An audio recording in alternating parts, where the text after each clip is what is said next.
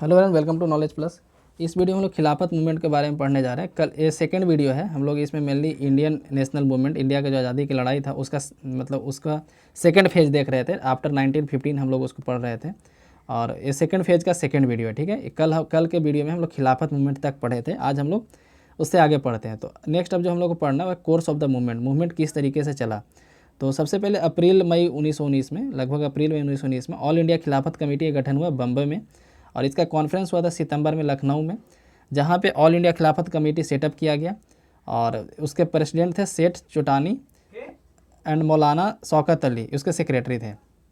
और भी जो लीडर इसमें शामिल थे कौन थे, मौलाना आज़ाद थे, हकीम अजमल खान थे, मोहम्मद अली एंड हसरत मोहानी थे। गांधी जी को प्रेसिडेंट इलेक्ट किया गया। काफ़ी एक सरप्राइजिंग फैक्टर था। Gandhi ji elected president of All India Khilafat conference November 19, तो याद रखिएगा नवंबर 19 में, ठीक है, 1919 में गांधी जी को खिलाफत कमेटी का हेड बनाया गया, प्रेसिडेंट बनाया गया। और अमृतसर सेशन हुआ था आईएनसी का, इंडियन नेशनल कांग्रेस का, ठीक है।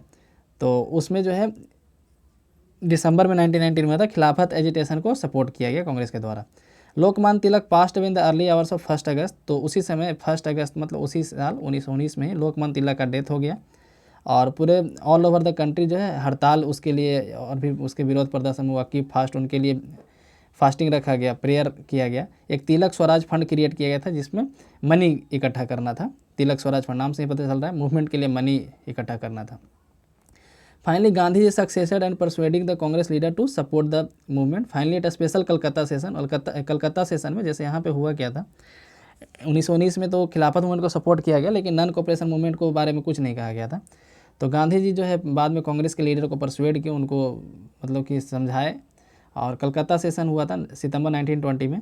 Congress endorse the programme of non cooperation. The Nagpur session of Congress December 1920 ratified the resolution passed at Calcutta, ठीक है। The Khilafat committee as well as Congress outline 4 stage of non cooperation. Khilafat committee और Congress दोनों मिलकर 4 stage में non cooperation का बात किया गया था। रिजिग्नेशन ऑफ टाइटल और ऑनररी पोस्ट, तो जितने भी टाइटल और सम्मानजनक पोस्ट है वहाँ से रिजाइन करना, सिविल सर्विसेज से रिजाइन करना, पुलिस और आर्मी से रिजाइन करना और non payment of taxes, taxes को नहीं देना, ठीक है। तो इस तरीके से 4 स्टेप में था यहाँ पे। और all India Khilafat conference held at Karachi on 8 June 1921 call upon Muslim soldier in Indian army to quit their jobs. तो 1921 में खिलाफत कमेटी का कॉन्फ्रेंस हुआ था कराची में 1921 में, जिसमें इंडियन आर्मी को बोला गया था कि मतलब मुस्लिम में जितने भी मुस्लिम सोल्जर थे इंडियन आर्मी में, उनको बोला गया कि अपना जॉब छोड़ करके वापस आ जाओ। अब यहाँ पे पढ़ते हैं हम लोग नॉन कोऑपरेशन मूवमेंट के बारे में। तो Congress accepted the launch of non cooperation movement for 2 wrongs, Khilafat issue and Punjab wrong.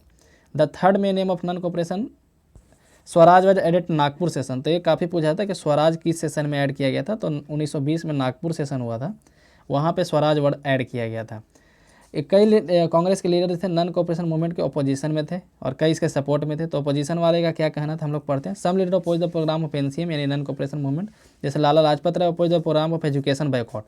तो जैसे पूरे एनसीएम का बायकॉट कोई नहीं कर रहा था, कोई एनसीएम के एक फैक्टर जैसे एजुकेशन वाले फैक्टर को बायकॉट कर रहा था, कोई इसके कपड़ा वाले फैक्टर को बायकॉट कर रहा था कि विदेशी कपड़ों को जलाने नहीं चाहिए, है ना। तो इस तरीके से देखा जाए तो सबका अपना अपना रीजन था, ठीक है। तो जैसे लाला लाजपत राय का कहना था कि एजुकेशन बायकॉट ये अच्छा नहीं है ना, स्टूडेंट को पढ़ने दिया जाए। सीआर दास जो है लेजिस्लेचर बायकॉट, यानी कि बोला गया था कि जितने भी लेजिस्लेचर में मतलब कि जो भी जाके विधानसभा में जीत गए हैं इंडिया के जो भी लीडर है विधानसभा से रिजाइन कर दें, लोकसभा से रिजाइन कर दें। तो सीआर दास इसके विरोध में थे कि नहीं, लेजिस्लेचर को छोड़ दो, बाकी सबको बायकॉट करवाओ। एम मालवीय यानी मदन मोहन मालवीय और जिन्ना अपोज जो है स्वराज के गोल को अपोजिशन कर रहे थे, है ना, कि अभी इंडिया उसके लिए रेडी नहीं है, स्वराज वर्ड नहीं ऐड होना चाहिए, ठीक है। तो सबका रीजन अपना अपना था। The Congress session in Nagpur started from 26 December 1920 ratified non cooperation resolution earlier pass at Calcutta. तो कलकत्ता में जो रिजोल्यूशन पास हुआ था उसको रेटिफाई किया गया। और the Nagpur session was historic due to 2 important amendment of constitution of Congress. Firstly, the goal of Congress was changed from attainment of self government by constitutional means to the attainment of Swaraj by peaceful and legitimate means. तो Nagpur session में 2 amendment किया गया था। पहला, कांग्रेस का पहले गोल क्या था कि attainment of self government by constitutional means, ये पहले का गोल था। जो बदल के किया गया अटेनमेंट ऑफ स्वराज, तो यहाँ पे सेल्फ गवर्नमेंट को स्वराज से रिप्लेस किया गया और बाय कॉन्स्टिट्यूशनल मीन को किया गया by peaceful and legitimate means, ठीक है, यानी शांति तरीके से और सही तरीके से। पहले था संवैधानिक तरीके से।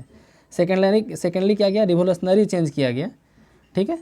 तो ऑर्गेनाइजेशन को चेंज किया गया। तो कैसे, formation of working committee of 15 member, CWC बनाया, कांग्रेस वर्किंग कमेटी बनाया गया जिसमें 15 मेंबर रहते थे। एक ऑल इंडिया कांग्रेस कमेटी बनाया गया जिसमें 300 मेंबर हुआ करते थे, मतलब कि अपना ऑर्गेनाइजेशन में चेंज किया गया कांग्रेस के द्वारा।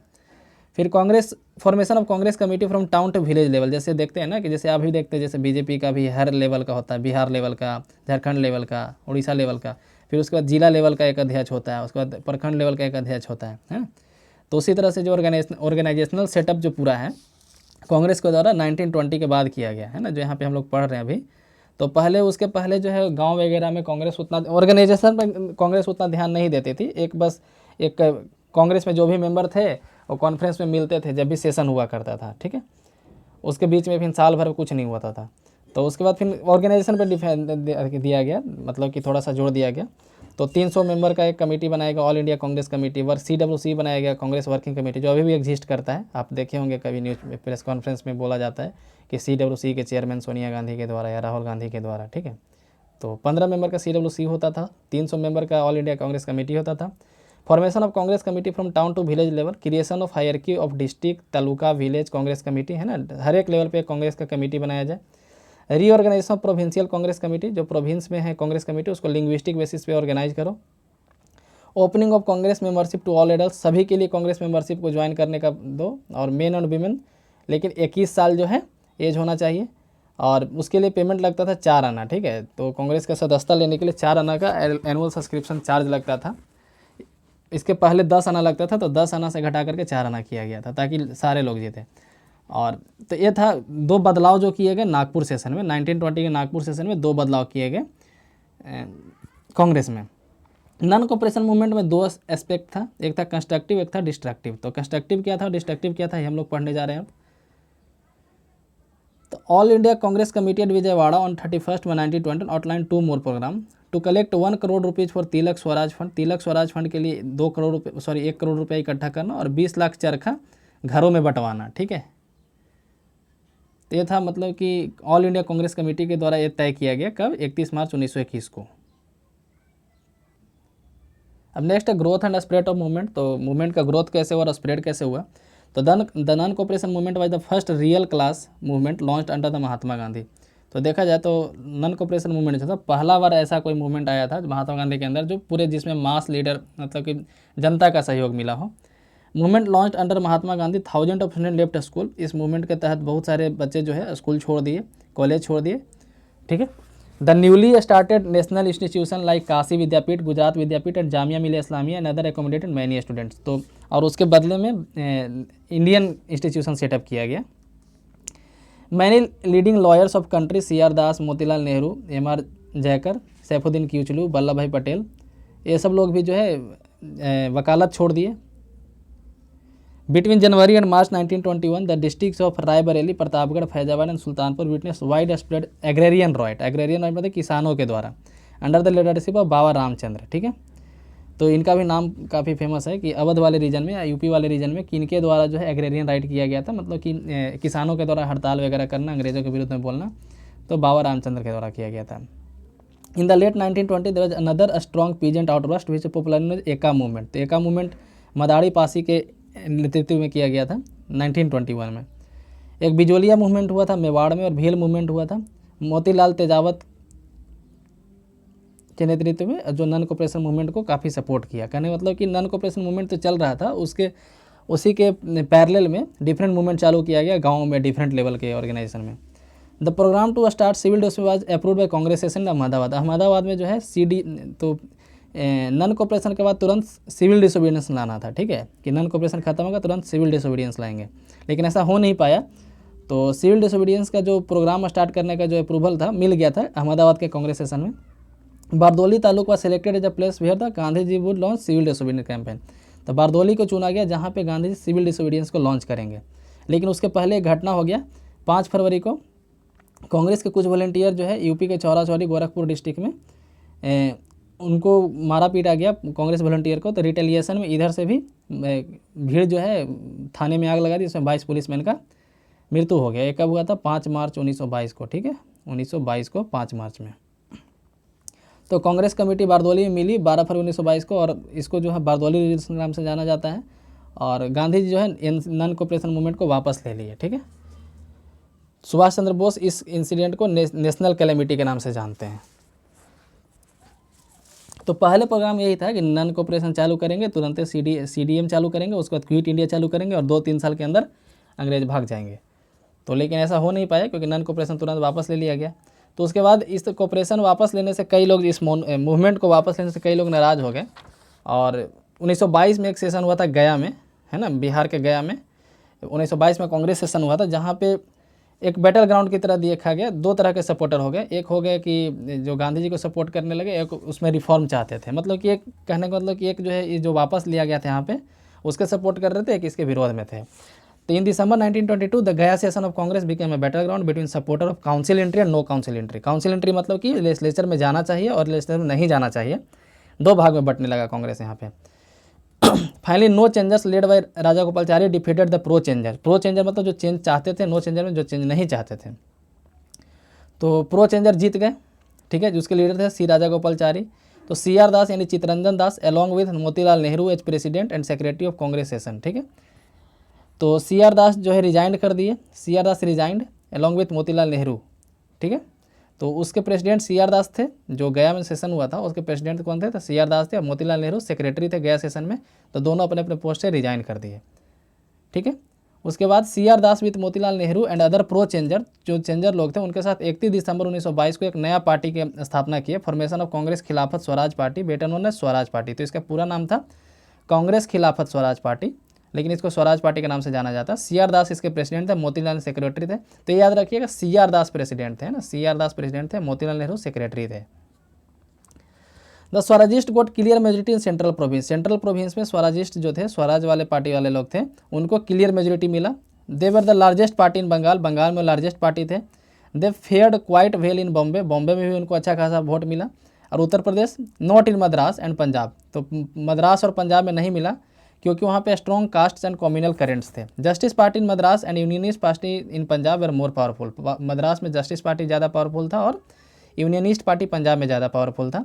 लेकिन इसके अलावा हर जगह सेंट्रल प्रोविंस में हो या उत्तर प्रदेश हो, बंगाल हो, हर जगह इन लोगों को अच्छा खासा वोट मिला। In the legislative assembly since Swarajist were not in majority, legislative assembly Swarajist जो है मेजोरिटी में नहीं थे। A coalition of 70 member was form known as nationalist party. तो एक कोलिशन बनाया गया, गठबंधन उस समय भी बनाया गया था, जिसको नेशनलिस्ट पार्टी के नाम से जाना गया। With the support of independents, जिसमें कई निर्दलीय लोग थे जैसे जिन्ना थे और कुछ लिबरल लोग थे। तो इस तरह के स्वराज पार्टी का सरकार बना। तो स्वराज पार्टी का ऑब्जेक्टिव क्या था कि दो इमीडिएट ऑब्जेक्टिव स्वराज में speedy attainment of full dominion status. तो स्वराज पार्टी का उस समय ऑब्जेक्टिव यही था कि जितना जल्दी हो सके हम लोग को डोमिनियन स्टेटस मिले, ठीक है। तो स्वराज पार्टी तो इलेक्शन जीती और सेंट्रल प्रोविंस में गई, मतलब कि लेजिस्लेचर में गई। तो उसका क्या क्या फ़ायदा हुआ, अचीवमेंट क्या मिला स्वराज पार्टी को। तो in the very first session, सबसे पहला सेशन है, Motilal Nehru put forward the national demand for framing a new constitution. तो मोतीलाल नेहरू के द्वारा एक नया कॉन्स्टिट्यूशन बनाने का डिमांड रखा गया अंग्रेजों के सामने। Rangachari moved a resolution requesting the governor general in council to revise act of 1919 to secure for Indian provincial autonomy and dominion status. Rangachari के द्वारा एक रिजोल्यूशन लाया गया जिसमें एक्ट ऑफ 1919 का जो एक्ट आया था मॉन्टेस्क्यू जेम्स ऑफ रिफॉर्म, उसको अमेंड करने का बात किया गया ताकि इंडिया को डोमिनियन स्टेटस जल्दी से जल्दी मिल सके। Motilal moved an amendment in favour of round table conference to recommend a scheme of full responsible government. तो राउंड टेबल कॉन्फ्रेंस 30, 31, 32 में हुआ था, है ना। तो इसी तरह का एक कॉन्फ्रेंस का बात किया गया मोतीलाल नेहरू के द्वारा कि इस तरह का कॉन्फ्रेंस अभी हो और जहाँ पे रिस्पॉन्सिबल गवर्नमेंट कैसे बनेगा इसका तय किया जाए। In the central legislature the Swarajist force the appointment of Alexander Muddiman committee in 1924 to inquire the defect of act 1919 to suggest remedies. तो ये भी क्वेश्चन पूछा जाता है कि मुदिमान कमेटी किस लिए बना था। तो 1919 का जो एक्ट आया था इसमें क्या क्या सुधार होना चाहिए, 1919 वाले एक्ट में क्या क्या सुधार होना चाहिए, इसके लिए 1924 में मुदिमान कमेटी बनाया गया था। किसके कहने पे, तो सेंट्रल लेजिस्लेचर में जो भी स्वराजिस्ट पार्टी के जो लोग थे, स्वराज पार्टी के लोग थे, उनके कहने पे, उनके प्रेशर में आकर के, ऐसा बोल सकते हैं, अंग्रेजों के द्वारा किया गया था। With the recommendation of Lee commission constituted under chairmanship of viscount Lee to inquire into organisation and condition of public sector came from approval of the assembly. Motilal moved an amendment which has carried a majority vote. तो एक ली commission constitute किया गया जिसके chairman थे विस्काउंट ली। इसका क्या काम था, तो इंक्वायर करना था organisation and condition of public services, ठीक है। नेक्स्ट है कि the Swarajist further succeeded throwing out the budget forcing the government to rely on its power of certification. तो स्वराज पार्टी मेनली, क्योंकि इनके पास क्लियर मेजोरिटी तो था नहीं, तो मेनली इनका काम रहता था कि जो सेशन चल रहा है उसको एब्रप्ट करना है, जो पार्लियामेंट का सेशन चल रहा है उसको चलने नहीं देना, उसमें बाधा डालना है, ठीक है। और एक विठल भाई पटेल जो सरदार वल्लभ भाई पटेल के बड़े भाई थे, उनको जो है स्वराजिस्ट को ये सक्सेस, सबसे बड़ा सक्सेस यही मिला कि प्रेसिडेंट चुन लिया गया सेंट्रल लेजिस्लेटिव असेंबली का। तो ऐसा मान सकते हैं कि अभी जो स्पीकर वाला पोस्ट होता है, अध्यक्ष वाला, उस तरीके के पोस्ट पे एक इंडियन को बैठाया गया। ये स्वराजिस्ट के लिए सबसे बड़ा सक्सेस माना जाता है। ठीक है, तो विठल भाई पटेल एक लीडिंग स्वराजिस्ट थे as the president of central legislative assembly. Lajpat Rai join the central assembly as Swarajist and accepted the deputy leadership of party. ठीक है, तो डिप्टी लीडरशिप पार्टी के ज्वाइन किए लाजपत राय के द्वारा। और एम.एल. नेहरू यानी Motilal Nehru accepted the membership Skeen committee, एक स्कीन कमेटी सेटअप किया गया। स्कीन यहाँ पे SKEEN होता है, तो उसके मेंबरशिप मोतीलाल नेहरू के द्वारा ज्वाइन किया गया। Which was set up to report on early Indianisation of the army. तो स्कीन कमेटी के लिए सेटअप किया गया था, तो आर्मी का इंडियनाइजेशन के लिए, आर्मी में जो इंडियन लोगों का संख्या काफ़ी कम था, उसको इंडियनाइजेशन मतलब इंडियन लोगों की संख्या बढ़ाते हैं। 2-3 कमेटी के बारे में पढ़ा। स्कीन कमेटी किस लिए था? Indianisation of army. उसके पहले ली कमीशन हम लोग पढ़े, एक किस लिए था? तो organisation and condition of public services. उसके पहले बुद्धिमान कमेटी किस लिए था? तो 1919 वाले एक्ट में जो भी डिफेक्ट है, जो भी सुधार की जरूरत है, उसको रिकमेंडेशन के लिए। नेक्स्ट है रिजनेशन ऑफ स्वराजिस्ट। तो स्वराजिस्ट फिर रिजाइन क्यों कर दिया? सब कुछ तो अच्छा खासा चल रहा था। तो 1926 इन द 1926 इलेक्शन दो the Swaraj party one 40 seat, 40 seat जीती थी इन the central legislature and half of the seat in Madras. In other provinces suffered badly. तो दूसरे जगह जो है इनको हार का सामना करना पड़ा। क्यों? क्योंकि इंडियन लोगों का इनसे आशा था कि ये लोग जब लेजिस्लेचर में जाएंगे, ये लोग जब विधानसभा में जाएंगे तो तुरंत बदल जाएगा, है ना, तुरंत सब कुछ बदल जाएगा, तुरंत अंग्रेज भाग जाएंगे, तुरंत संविधान बन जाएगा, है ना। लेकिन वैसा तो कुछ हुआ नहीं। हल्का फुल्का रिकमेंडेशन मिल रहा था कि इनके कहने पे कमेटी सेटअप हो रहा है, प्रेसिडेंट चुन लिया गया। ठीक है, तो उससे जनता को क्या फायदा? प्रेसिडेंट तो विठल भाई पटेल को चुना गया है। ठीक है, कमेटी सेटअप से जनता को क्या मिल रहा था? जनता को रिजल्ट चाहिए, मतलब कि उसके हाथ में बेनिफिट चाहिए, उसके सामने डायरेक्ट बेनिफिट चाहिए, इसलिए इनको उतने अच्छे से वोट नहीं मिल पाए। ऐसा कंडीशन आज भी आप देखते होंगे, है ना, कि कोई भी इलेक्शन जीता है तो 5 साल के अंदर सब कुछ बदल दे, नहीं तो पुराने वाले को हम जिता देंगे या पुराने वाले उसको नहीं देंगे। तो उसी तरीके से तो स्वराजिस्ट को फाइनली वॉकआउट करना पड़ा लेजिस्लेचर में 1930 में। ठीक है, अब हम लोग डिफरेंट जो कमेटी सेटअप हुआ था उसके बारे में यहाँ पे डिटेल में पढ़ लेते हैं। बुद्धिमान कमेटी के बारे में पढ़ते हैं, जो 1924 में सेटअप हुआ था। कि इसलिए हुआ था? तो 1919 वाले जो एक्ट था उसमें जो भी डिफेक्ट था उसको सुधारने के लिए। इन the central legislative assembly the finance bill was rejected and thrown out in 1924। Swarajist led by Motilal Nehru introduced N amendment in 1924 that demanded the framing of Indian Constitution by an Indian Constituent Assembly. As a response, the government appointed 9-member reform. तो मोदीमान committee में 9-member reform committee था। Chairman कौन थे? तो sir Alexander मोदीमान। ठीक है, और Montesquieu Chelmsford reform जो 1919 था उसमें क्या क्या सुधार हो सकता है उसके लिए। तो रिकमेंडेशन क्या आया था? तो the minority consisting of only non official Indians, है ना, ऐसे the minority stated that the act of 1919 has failed. तो माइनॉरिटी लोगों का कहना था, रिकमेंडेशन ने बोलेगा कि माइनॉरिटी लोगों का कहना है कि 1919 का जो एक्ट वो फेल हो गया है। It also opine that constitution was needed to frame the automatic progress, therefore recommendation of appointment by royal commission. तो इसमें यह भी बताया गया कि एक कॉन्स्टिट्यूशन बनाया जाए। ठीक है, ऑटोमेटिक प्रोग्रेस के लिए कॉन्स्टिट्यूशन का होना काफ़ी ज़रूरी है, इसलिए एक रॉयल कमीशन बनाया जाए। Lord Birkenhead the secretary of state for India state that action would be taken on the basis of majority report. तो इस रिपोर्ट के आधार पर जो लॉर्ड बर्किनहेड था उनका कहना था कि ठीक है, आप तो रिकमेंडेशन दिए हैं, है ना, मोदीमान कमेटी को कहना था कि आप रिकमेंडेशन दिए, ठीक है, हम लोग इस पर विचार करेंगे। Next Butler committee. तो इन 1927 the people of princely state form the state people conference. तो जो प्रिंसली स्टेट थे, जो राजा के अंदर थे, एक कॉन्फ्रेंस किए, state people's conference with a view of to introducing self government institution. This move threaten the interest of princes who sought the people of British in this matter. क्या कह रहा है? तो एक 1927 में पीपल ऑफ प्रिंसली स्टेट, है ना, तो जो वहाँ के राजा नहीं, जो लोग थे प्रिंसली स्टेट के जो लोग थे, एक सेल्फ गवर्नमेंट के लिए कॉन्फ्रेंस किए। ठीक है, स्टेट पीपल कॉन्फ्रेंस किए। तो इससे क्या हुआ? तो जो वहाँ के जो राजा थे उनको दिक्कत हुआ, उनको लगा कि अब उनका राज चला जाएगा, तो ब्रिटिश के पास वो हेल्प के लिए गए। तो रिजल्ट में क्या हुआ? तो this result setting up a 3-member committee consisting of Harcourt Butler, W.H. Holdsworth और S.C. पील। तो बटलर की कमेटी में एक सेटअप किया गया, मतलब कि चेयरमैनशिप में कमेटी सेटअप किया गया। हुआ क्या? पहले जनता ने मतलब कि कॉन्फ्रेंस किया, जनता जो भी था राजा के जो प्रिंसली स्टेट में रहते थे, कि हमको भी सेल्फ गवर्नमेंट चाहिए। तो राजा लोगों को डर लगा, तो अंग्रेज के पास हेल्प के लिए गए, तो अंग्रेज एक कमेटी सेटअप किया। इसका पर्पस क्या था? तो to inquire into relationship between the Indian state and paramount power to suggest ways of means for satisfactory adjustment. तो बटलर कमेटी का मेन पर्पस क्या था? तो सेंटर और जो प्रिंसली स्टेट है उसके बीच में कैसा संबंध होना चाहिए, इसके लिए था। कमेटी को इंडियन स्टेट कमेटी के नाम से जाना जाता है। Committee visited 16 state and submitted its report इन 1929। तो बटलर कमेटी सेटअप हुआ था 27 में, रिपोर्ट दिया 1929 में। कमेटी का नाम था इंडियन स्टेट कमेटी और इसका पर्पस था सेंट्रल स्टेट रिलेशन को देखना, सेंट्रल प्रिंसली स्टेट के बीच के रिलेशन को देखना। इसका रिकमेंडेशन क्या क्या था? तो according to committee the relationship of paramount power with the state was not merely a contractual relationship. क्या गया कि इसके अनुसार कहा गया कि सिर्फ एक कॉन्ट्रेक्चुअल रिलेशनशिप तक नहीं रखा जाए but a living growing relationship. ठीक है, मतलब कि अभी क्या होता था कि प्रिंसली स्टेट के मामले में जो ब्रिटिश गवर्नमेंट थी कोई इंटरफेयर नहीं करती थी, बस उनको टैक्स चाहिए। प्रिंसली स्टेट जो है समय पे पैसा दे देते थे, है ना, अंग्रेज को, उतना ही काफ़ी था। इसके अंदर क्या हो रहा है, इस राज्य में क्या हो रहा है, अंग्रेज लोग इसके बारे में कुछ नहीं इंटरफेयर करते थे। तो यहाँ पे सिर्फ एक कंट्रेक्चुअल रिलेशनशिप नहीं होना चाहिए बल्कि एक लिविंग ग्रोइंग रिलेशनशिप होना चाहिए जिसमें पॉलिसी, रेसिस्टिंग और mixture of history and theory ये सब देखा जाए।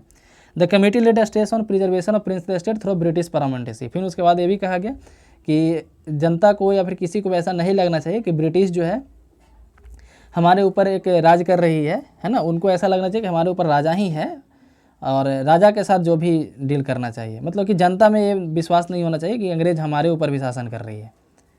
According to it state should not be transferred without their own agreement. उसके बाद आगे फिर कहा गया कि जो स्टेट हैं जब यदि इंडिया को आज़ाद किया जाए, है ना, बटलर कमेटी ने बोला कि जिस समय इंडिया को आज़ाद किया जाए तो बिना स्टेट के एग्रीमेंट से जो है उनको ट्रांसफ़र नहीं किया जाए। ठीक है, और एक नया गवर्नमेंट वहाँ पे बनाया जाए, मतलब जब भी नया गवर्नमेंट बनेगा इंडियन लॉ के द्वारा तो वहाँ पे स्टेट का राय जरूर लिया जाए।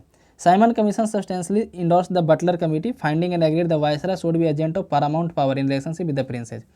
और उसके बाद ये भी बोला गया कि जो वायसराय हैं उनको समय समय पे इंटरफेयर करना चाहिए जनता को यदि कोई दिक्कत होता है तो। ठीक है, तो ये सब जो है रिकमेंडेशन था बटलर कमेटी का।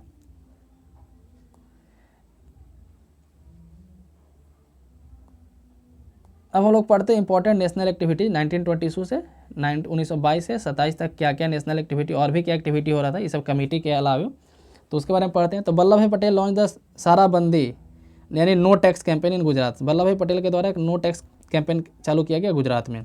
All India Khilafat committee lost relevance after the abolition of Khalifa in Turkey. तो हुआ क्या कि तुर्की के जो खलीफा थे खुद से अपना पोस्ट को ख़त्म कर दिए, है ना, और ऑल इंडिया खिलाफत कमेटी जो है उसी समय अपना रिलेवेंस खो दी, क्योंकि खलीफा खुद जब अपना पोस्ट खत्म कर दिया तो फिर इन लोग क्या करेंगे।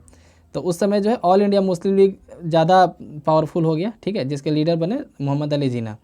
Hindu Mahasabha was a communal organisation of the Hindu founded in December 1915 gained strength with M.A. Malviya accepting its presidentship at Belgaum session of Sabha in 1924। तो 1924 में बेलगाम सेशन हुआ था हिंदू महासभा का, उसमें मदन मोहन मालवीय को जो है